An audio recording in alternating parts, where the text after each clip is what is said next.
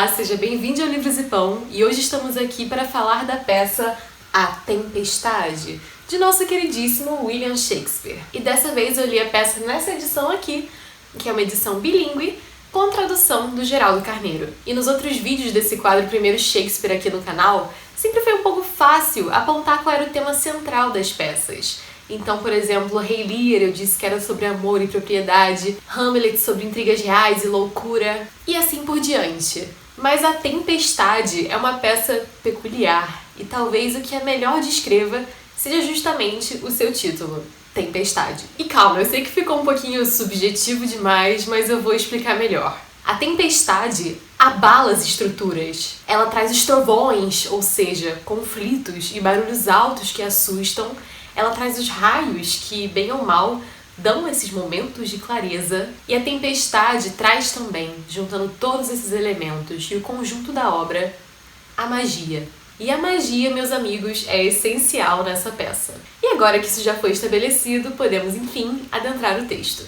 Primeiro ato. A primeira cena da peça se passa justamente num navio que está nos mares enfrentando a tempestade.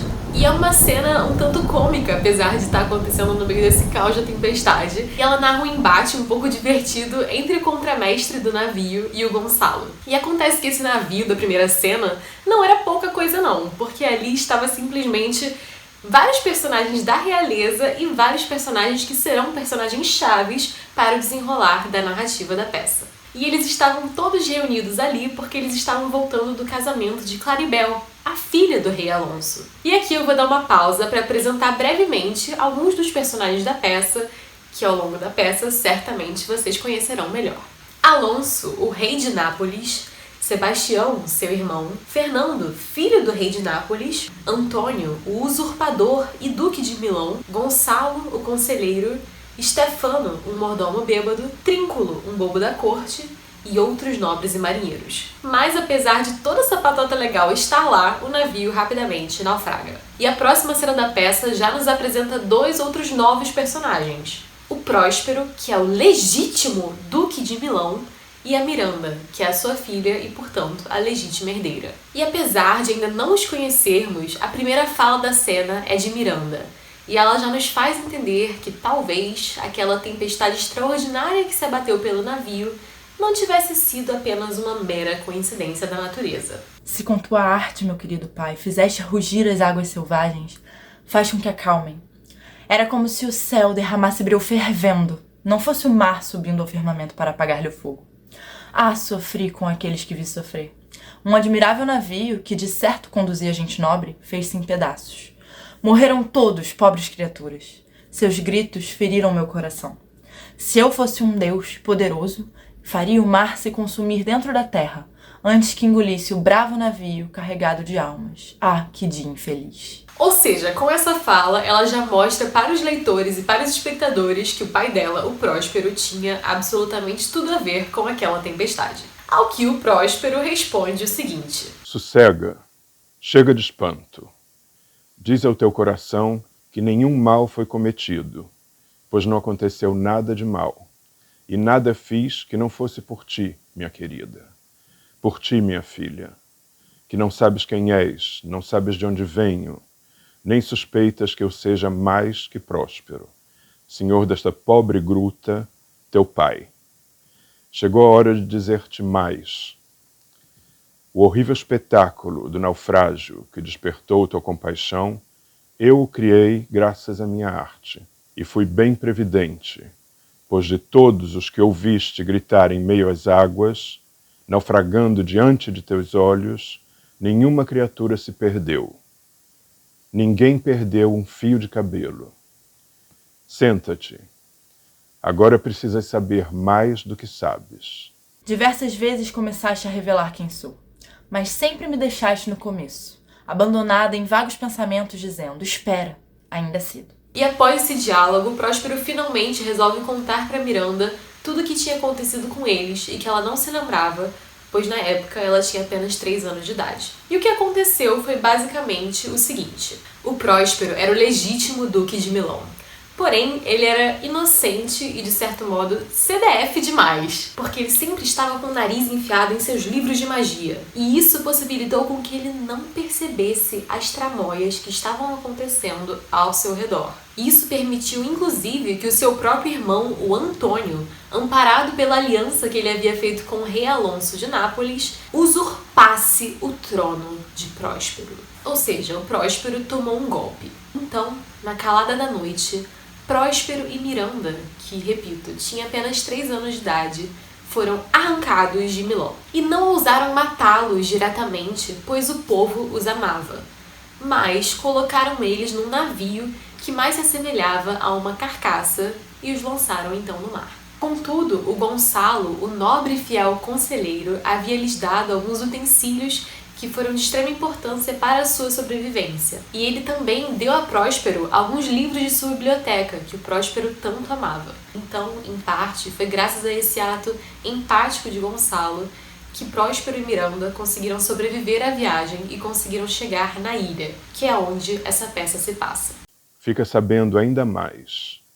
Pelo mais estranho acaso, a generosa fortuna que hoje me ampara trouxe meus inimigos para estas costas, e graças à minha magia descobri que meu apogeu se encontra sob o domínio de uma estrela auspiciosa, cuja influência, se eu não a buscasse, ofuscaria para sempre minha sorte. E agora chega de perguntas. Estás querendo dormir? É um bom sono, deixa que se aposse de ti. Sei que não podes resistir. Então, após tantas revelações intensas sobre quem ela era, o Próspero lança um encanto sobre a Miranda e faz ela dormir. E logo em seguida ele chama Ariel, que é um espírito que está a seu serviço. E Ariel é servo de Próspero porque quando Próspero chegou à ilha, ele encontrou Ariel preso num pinheiro. E ele estava preso lá porque essa foi uma punição feita pela feiticeira Sycorax, que dominava a ilha e que o julgava fraco e delicado demais para seguir as suas ordens. E ele permaneceu aprisionado no pinheiro mesmo após a morte de Sycorax. E aqui um breve adendo, porque a Sycorax não chega a aparecer como uma personagem viva na peça, então ela não chega a ter nenhuma fala, porque ela é como se fosse uma personagem do passado, mas ainda assim ela é uma personagem que reverberou para muito além do texto da peça, tendo diversas interpretações sobre o que ela simboliza, inclusive porque ela é a mãe do Caliban, que é um outro personagem que daqui a pouco vai aparecer por aqui. Mas sabe aquele livro da Silvia Federici, Caliban e a Bruxa? Então, o título não foi mero acaso. De todo modo, voltando para onde estamos na história agora, o Ariel está cumprindo as suas últimas tarefas para o Próspero para que ele, enfim, possa alcançar a sua tão desejada liberdade. E a última tarefa que ele cumpriu foi justamente executar a tempestade com perfeição, como veremos a seguir. Aparece, meu servidor. Agora estou pronto. Aproxima-te, Ariel. Vem. Escuta, espírito. Executaste a tempestade conforme te ordenei? Não houve ninguém que não sentisse a febre da loucura e não cometesse gestos de desespero. Afora os marinheiros, todos se lançaram ao mar raivoso e abandonaram o navio, que nesse instante se rendia às minhas chamas. Mas nem um fio de cabelo perderam, não há mancha nenhuma em suas roupas, que estão mais novas do que antes. E, conforme ordenaste, dispersei-os em grupos pela ilha. Fiz o filho do rei chegar à terra por seus próprios meios, e o deixei num recanto deserto da ilha, a refrescar o ar com seus suspiros, sentado, os braços tristemente cruzados. Assim.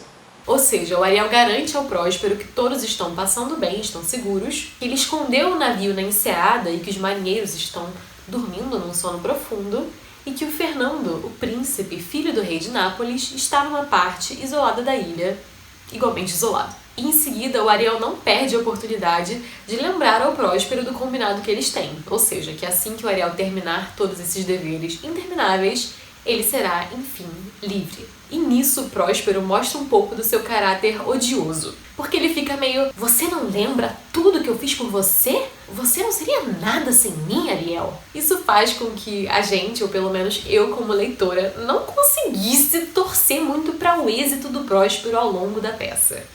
O Próspero, ele é quase um anti-herói ali na narrativa.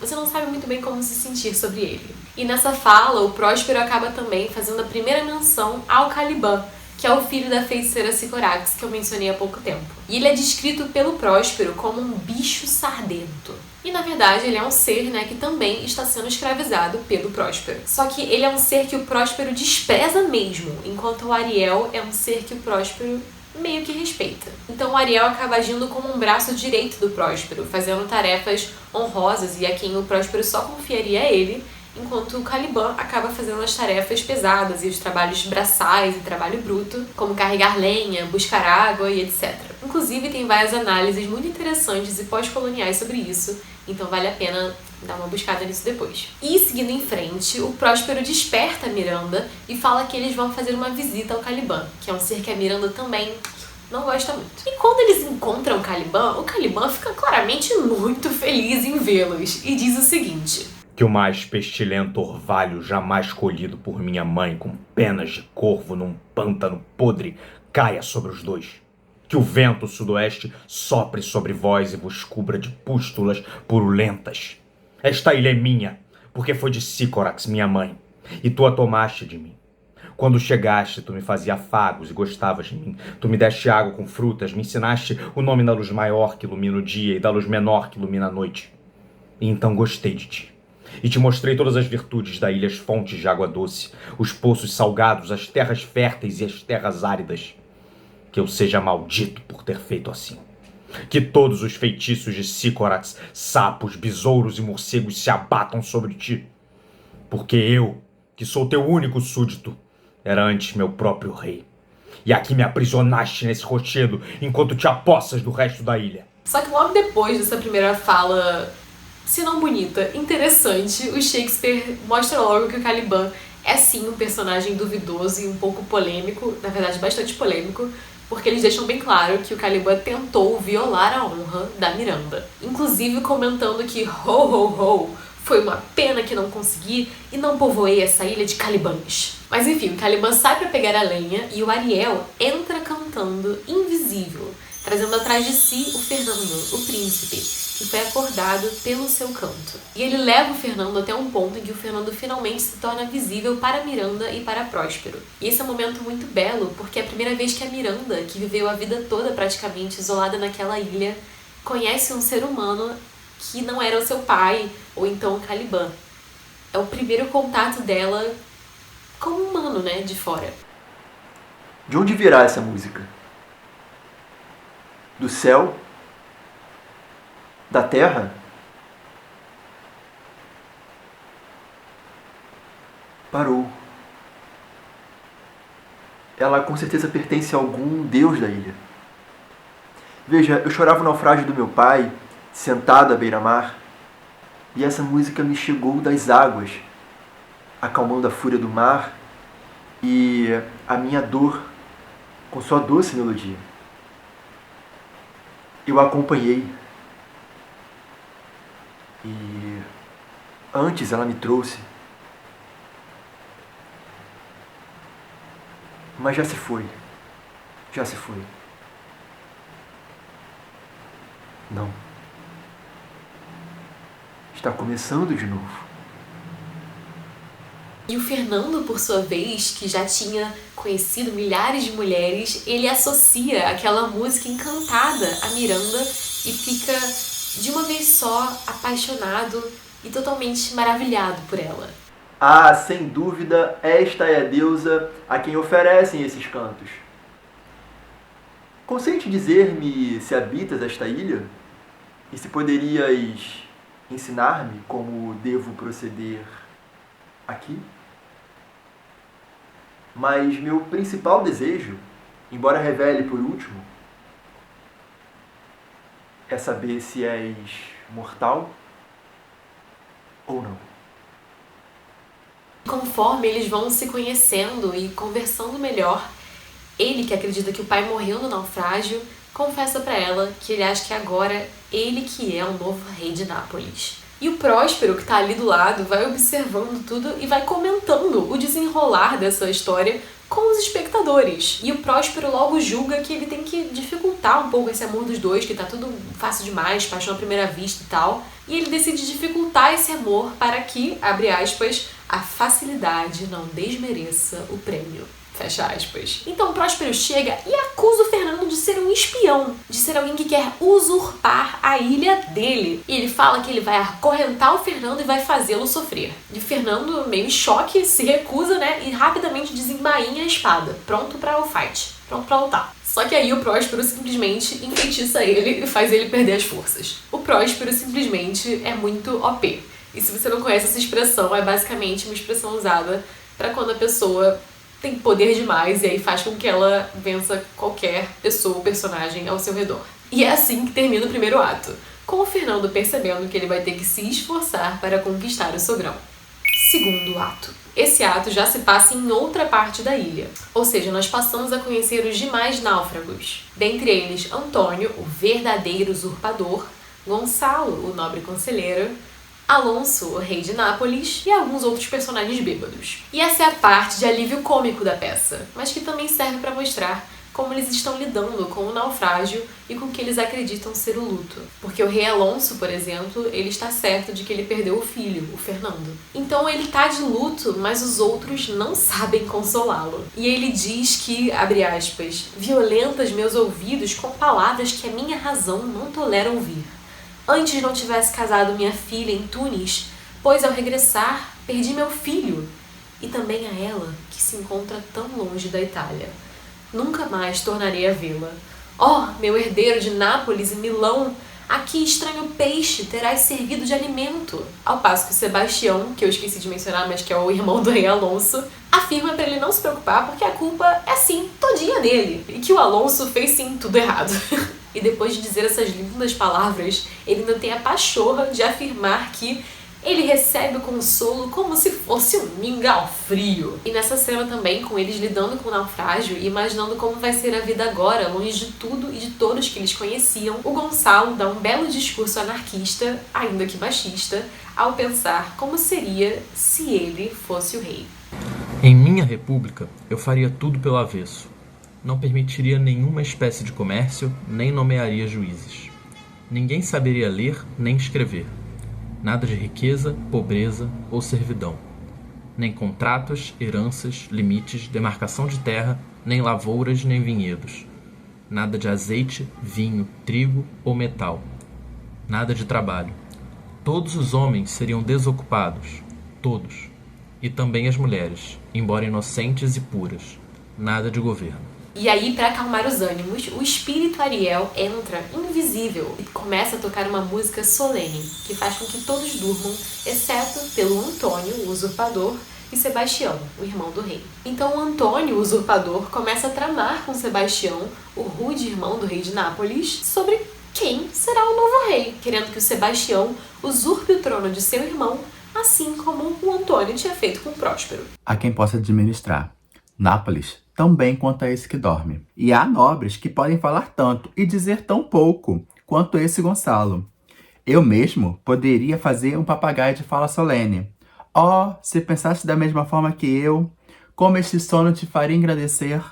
Estás compreendendo? E o Sebastião, meio bobinho, ouve isso e responde que, abre aspas, eu lembro que destronastes Próspero, teu irmão, o que só dá mais corda para o Antônio continuar falando. É verdade. E repara como essas roupas me caem tão bem. Onde se esconde a consciência? E se fosse uma frieira, me obrigaria a usar chinelos. Mas essa deusa não me comove o coração. 20 consciências entre mim e Nápoles poderiam se transformar em cristal e lentamente derreter. Ainda assim, não me fariam estremecer. Aí estás teu irmão. Não valeria mais que a terra em teu repousa, se fosse o que aparenta ser. Isto é, um defunto. 3 polegadas deste aço, obediente, e eu faria-o dormir para sempre.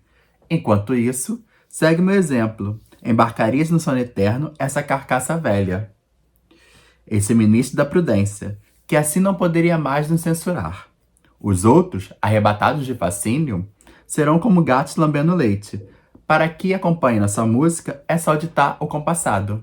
Ou seja, ele convence convence rapidinho o Sebastião a executar o seu plano. E além disso, eles também querem se livrar do Gonçalo, o conselheiro. Como eles já estão ali, né, sem nada pra fazer na ilha, nada a perder, eles logo desembainham as espadas e estão prontos para acabar com tudo. Ali e agora, naquele momento. Ou seja, eles estão prontos para assassinar os dois que estão dormindo. Mas Ariel, que estava ali ainda invisível, ouve tudo e aparece para salvar o Alonso e o Gonçalo, cantando a seguinte música no ouvido de Gonçalo. Enquanto segues dormindo, vai a intriga progredindo, e cresce, e engorda. Se a vida estás apegado, sacode o sono, e cuidado. Acorda, acorda. Agora, não percamos tempo. Então os dois acordam de sobressalto e veem ali o Sebastião e o Antônio com as espadas na mão. E então esses dois com a espada na mão tentam disfarçar, falando que eles tinham ouvido o rugido de leões, né? E pegaram as espadas pra proteger todo mundo. E agora a segunda cena desse ato também se passa em uma outra parte da ilha. Aliás, que ilha enorme. Nela, o Caliban acaba se esbarrando com o mordomo e o bobo do navio, que no escuro ali, porque já estava escuro na ilha, eles não se reconhecem de imediato e reclamam ali em voz alta com medo da tempestade, acabando por atormentar o Caliban e eventualmente embebedá-lo, o que foi bem fácil, já que o Caliban nunca tinha bebido antes. E depois o Trínculo e o Stefano, o bobo e o mordomo, se reconhecem e ficam super felizes, tipo, caraca, tu tá vivo também? Eu tô vivo também, yay! O Caliban fica tão encantado ali pela bebida e pela gentileza deles por terem apresentado a bebida pra ele, que ele fica quase louvando os dois e tratando eles como se eles fossem o novo senhor dele. Então Caliban mostra sua inocência e jura que vai mostrar pra eles todos os cantos da ilha e vai segui-los cegamente. E esses dois, julgando que as demais pessoas do navio morreram, percebem ali a oportunidade de se tornarem os reis da ilha. Ou seja, esses dois que nunca tiveram uma posição de prestígio dentro das tramas sociais, né, da realeza, de repente se viram numa posição de poder. Ou ao menos eles acreditavam nisso. Então eles ficam super felizes e ficam exclamando: "Oh, monstro admirável, mostra o caminho!" E chegamos no terceiro ato. A primeira cena do terceiro ato acontece diante da gruta do Próspero, que era onde ele morava. E lá o Fernando está sendo feito de empregado pelo Próspero. Mas o Fernando não está sofrendo nada com isso, porque ele tem amor no coração. E isso é o suficiente para que ele fique feliz tentando conquistar o sogrão. Certo que há exercícios penosos, e no entanto, em seu esforço, se descobre o encanto. Há como suportar coisas infames de forma nobre, e os atos mais mesquinhos nos podem conduzir a fins preciosos. Minha tarefa, sendo assim mesquinha, seria tão pesada quanto odiosa, não fosse a amada, que me reanima e transforma em prazer o meu trabalho. Ah! Ela é 10 vezes mais suave do que o seu pai, que é feito de aspereza. Tenho que transportar 1000 desses feixes, empilhá-los seguindo ordens severas. Mas quando me contemplo em meu trabalho, a minha amada, em pranto, me proclama que nunca alguém que a mim se comprasse desempenhou tarefa semelhante. E esses delicados pensamentos fazem com que eu me anime na tarefa, a ponto de esquecer o meu cansaço. E tudo isso enquanto ele ainda não sabe nem o nome da Miranda. Mas acaba que a gata fica com pena do boy e revela o seu próprio nome, indo então contra as ordens do pai. Nunca vi alguém do meu sexo. Nem me recordo de outro rosto de mulher a não ser de minha própria face refletida no espelho. De homens, caro amigo, só conheço a ti e a meu pai. Desconheço como são as feições em outras terras. Mas eu te juro, por minha pureza, a joia mais preciosa de meu dote, não desejo no mundo outra companhia a não ser a tua. Nem posso imaginar, além de ti, nenhuma outra forma que eu amasse. Mas falo demais, e assim me esqueço dos preceitos de meu pai. Só que esse ato de rebeldia dela acaba permitindo que ela se aproxime mais verdadeiramente do Fernando. Isso possibilita com que o amor dos dois cresça. E quando o amor dos dois cresce, ele se prova verdadeiro e faz com que eles, enfim, ganhem a aprovação do Próspero, que os observava secretamente. Choro por minha fraqueza, pois não ouso dar o que queria, nem aceitar o que me mata de desejo. Mas é inútil, quanto mais se esconde, mais se revela todo o sentimento. Não quero mais fingir, que a inocência consiga iluminar minhas palavras. Naquele momento, o Próspero percebe que os dois estavam dispostos a servir e a abdicar de suas posições, desde que pudessem se amar. E a próxima cena já volta para aquela outra parte da ilha e mostra o Trínculo, o Stefano e o Caliban juntos. Um Caliban totalmente bêbado, esborrachado nessa cena. E aí o Caliban fica falando e denuncia o que o Próspero fez com ele durante todo esse tempo de escravidão. E ele pede então que seus novos mestres o desafiem, para que ele enfim possa ficar livre para ser o servo deles. Então, com muito ódio acumulado, ele sugere na sua fala modos terríveis de Trínculo e Stefano acabarem com o Próspero. Como eu ia dizendo, ele costuma dormir de tarde. Então, depois de tomar-lhe os livros, poderás rebentar os miolos dele. Ou dar-lhe uma paulada na cabeça. Ou enfiar uma estaca na barriga dele. Ou cortar-lhe o pescoço. Mas antes de tudo, não te esqueça de tomar seus livros. Sem os livros, ele não passa de um idiota como eu. Em seguida, o Caliban elogia bastante a beleza de Miranda, o que faz com que o Stefano só fique ainda mais motivado para matar Próspero e desposar Miranda. Porém, Ariel estava ali invisível e escutando tudo, e ele já planeja como contar a Próspero que eles estão tramando para matá-lo. E nisso, os três bêbados começam a cantar e a celebrar a sua trama maligna, e o Ariel, então, que ainda estava ali invisível, começa a tocar essa mesma melodia da cantoria na flauta e no pandeiro, com o intuito de acompanhá-los ali musicalmente, o que inicialmente assusta os homens, mas não Caliban, que escuta a música como se fosse a coisa mais normal do mundo, e diz então uma fala belíssima sobre a ilha. Não tenhas medo. A ilha é cheia de sons, ruídos e canções suaves que encantam e não fazem nenhum mal. Às vezes 1000 instrumentos ressoam em meus ouvidos. Outras vezes são vozes que me fazem dormir, mesmo que acabe de acordar de um sono profundo. Então, em meus sonhos, é como se as nuvens se abrissem e o esplendor do céu fosse derramar sobre mim. E quando acordo, só desejo sonhar outra vez. E agora já indo para uma outra parte da ilha. Essa cena traz Alonso, Antônio, Sebastião, Gonçalo e outros, já cansados de tanto andar. Enquanto isso, o Antônio e o Sebastião ainda estão planejando secretamente a oportunidade perfeita para matar o Alonso e o Gonçalo. Mas quando eles menos esperam, uma música estranha e solene começa a tocar. Nessa altura do campeonato, vocês já conseguem adivinhar quem causou essa música. O Próspero entra invisível em cena, junto com diversas figuras estranhas visíveis que começam a dançar e a fazer mesuras. Elas convidam o rei e os outros para comerem, e então desaparecem magicamente, deixando eles maravilhados. E o Gonçalo, encantadíssimo com a cena, diz o seguinte: Se eu contasse tudo isso em Nápoles, quem haveria de acreditar? Se dissesse que vi esses seres insulares, pois certamente são habitantes da ilha, que, apesar de monstruosos, são mais amáveis que muitos, ou melhor, que quase todos os nossos semelhantes. Só que quando eles enfim se sentam para comer, relâmpagos e trovões acontecem. E Ariel aparece, agora sob a forma de uma árpia, e desaparece com o banquete antes de lhes deixar uma mensagem sombria. Sois 3 criminosos. O destino, que rege as coisas deste mundo infame, fez com que o mar insaciável vos lançasse nessa ilha deserta, pois não mereceis viver entre os homens.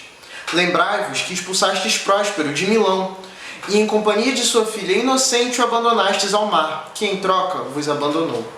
Por esse ato infame, as forças do destino ergueram contra vós os mares, as praias e todas as criaturas.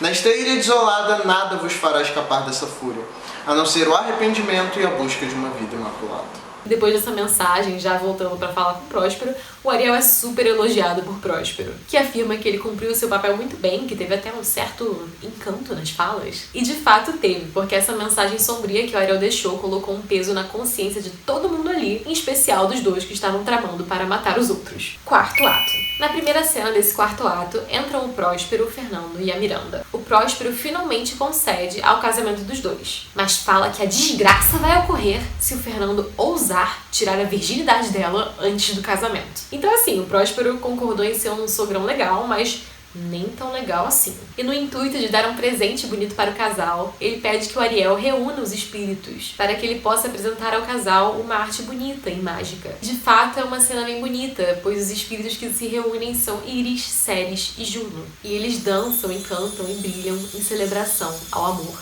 E após o término dessa linda cena, o Fernando e a Miranda percebem que o Próspero está um pouco diferente.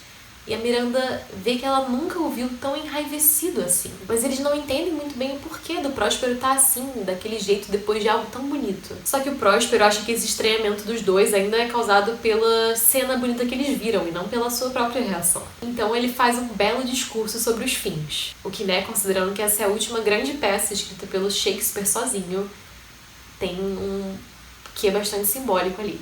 Acabou-se nossa festa. Esses atores, como eu te dissera, eram apenas espíritos e se perderam na transparência do ar. Assim se dissolveu essa ilusão.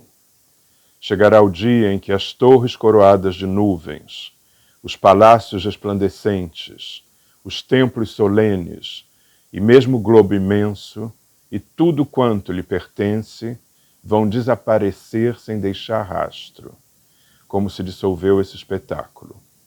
Somos desta matéria de que os sonhos são feitos, e a nossa vida breve é circundada pelo sono.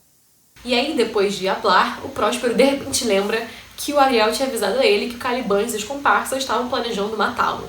O Próspero de repente fica, epa, tem uma pendência aqui pra resolver, rapidinho pra eu continuar vivo, já volto. Então ele, como um bom mestre de xadrez, começa a se preparar para o embate. Ele logo confirma que os três estão aonde Ariel os deixou após a música encantada. E tendo então que lidar com tudo isso, o Próspero se mostra decepcionado com Caliban, que continuou agindo como um demônio, apesar de seus esforços para educá-lo. E então o Próspero e o Ariel chegam invisíveis aonde estão os três homens, e eles presenciam o Stefano e o Trínculo começando a maltratar o Caliban. Então o Próspero e o Ariel fazem com que diversos espíritos cheguem ali naquela cena na forma de cães de caça e que comecem a perseguir os três. Desse modo, é a primeira vez na história em que claramente todos os inimigos de Próspero, todas as peças que estavam atrapalhando o seu jogo de xadrez, estão finalmente enroladas em torno de seus dedos. Próspero pode fazer o que quiser com cada um deles. E é assim que entramos no quinto e último ato da peça. O ato começa diante da gruta de Próspero, que constata que o seu plano está se aproximando do desfecho final. Ele indaga se Ariel cumpriu as suas ordens, e Ariel afirma que sim, e que todos os humanos estão aprisionados juntos, numa cena que o Ariel julga até ser um pouco comovente. E para surpresa geral, quem se comove e que se mostra um pouco sensível com isso é o Próspero. Se tu que és feito de ar pareces pressentir os teus tormentos, o que dizer de mim, que pertenço à mesma espécie, e como eles, sofro e me apaixono? Não hei de comover-me ainda mais. Embora tenham me ferido com seus crimes, ainda assim farei prevalecer minha razão e não minha fúria. O perdão vale mais do que a vingança. Há que se arrependerem. Não há por que insistir na punição. Vai soltá-los, Ariel. Vou quebrar o encantamento e devolver-lhes a razão. Assim voltarão a ser o que eram. E com isso em mente, de que o perdão vale mais do que a vingança, o Próspero traz os homens para perto de Próspero, que havia desenhado um círculo no chão. Então todos eles adentram o círculo mágico e ficam sob o encanto de Próspero, que começa a discursar diretamente para cada um deles, com o perdão sendo o tema central. Conforme o Próspero vai falando, os homens aos poucos começam a conseguir enxergá-lo, e não só enxergá-lo, mas a reconhecê-lo. Também não só fisicamente, mas por quem ele era. E conforme o Próspero anuncia quem ele é verdadeiramente, ou seja, que ele é o Duque de Milão exilado, e também que ele os perdoa, em toda a sua grandiosidade, ele também exige o seu ducado de volta. Ou seja, o Próspero perdoa, mas não será mais inocente como ele uma vez fora. E se fazendo de sonso, apenas por um momento, ele finge simpatizar com a perda de Alonso, que acredita ter perdido Fernando. E ele afirma que ele também perdeu a sua filha Miranda na última tempestade.